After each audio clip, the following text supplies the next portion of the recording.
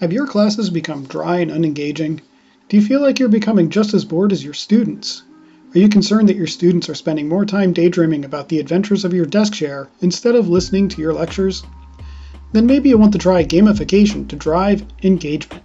My name is Nate Riggi, and today we'll be talking about City Skylines, which can be purchased from various online e-tailers such as Steam. City Skyline is a simulation game that allows players to build and manage cities, and we'll be focusing on the feature of using scenarios within the game. Scenarios about a variety of topics such as the environment, public services, and economics can be crafted by teachers and students to illustrate particular points based on their needs and interests. In this video, a custom scenario will be created to illustrate the basic concepts of the impact of pollution and its remediation.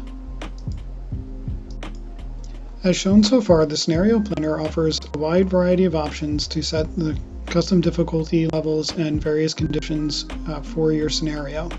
You can set things like how much money is available and how long the game needs to be played for, and what types of resources are available. Here you can see setting the particular conditions for winning and losing the scenario are set up.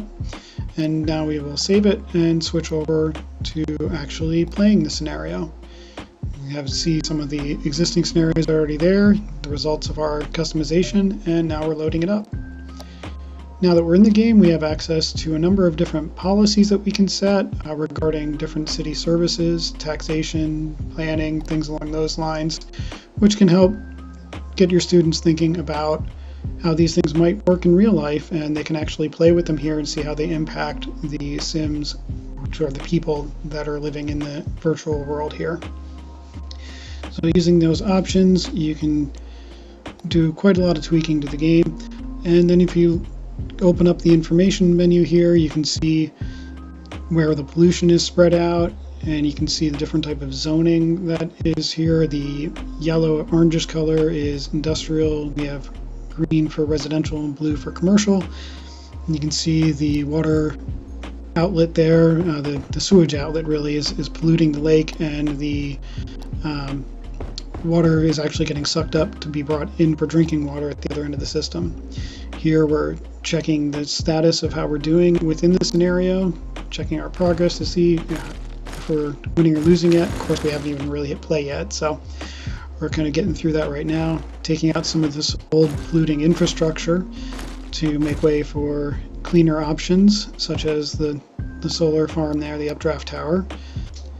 Here we're going to build in some roads so we can add some recycling centers, and that'll help us with eliminating the landfills that are throughout the city, so we can get them out of people's backyards and get the city running a little bit more ecologically friendly. Adding in some sewage treatment plants there to help purify the water instead of just dumping it into the lake. Here come those recycling centers, and we're going to continue on here, add in a little bit of fire station there. You can see different city services like fire and water availability on the map. Adding in some water towers so we have fresh water sources for our Sims. And bringing up the healthcare a little bit, adding in a hospital. Moving right along, checking that pollution again, see if we're making any progress, and emptying the landfills there. Continuing on, now we're going to get rid of some of this industrial zoning that's been kind of plunked down throughout the residential neighborhoods, spreading the pollution to the residents there. So we want to eliminate that as much as possible. And hey, look at that, we've won the game. All right, so now the scenario has been won, and we can kind of keep looking around here, checking out our progress, see how much of the pollution has been mitigated. Take a look here and see what some of the other services that we have available to us here. We have some disaster recovery facilities here that can be helpful in times of danger, which, oh my goodness, look what we have here. We've got a meteor coming in. Well, that's one way to clean out the pollution in our town.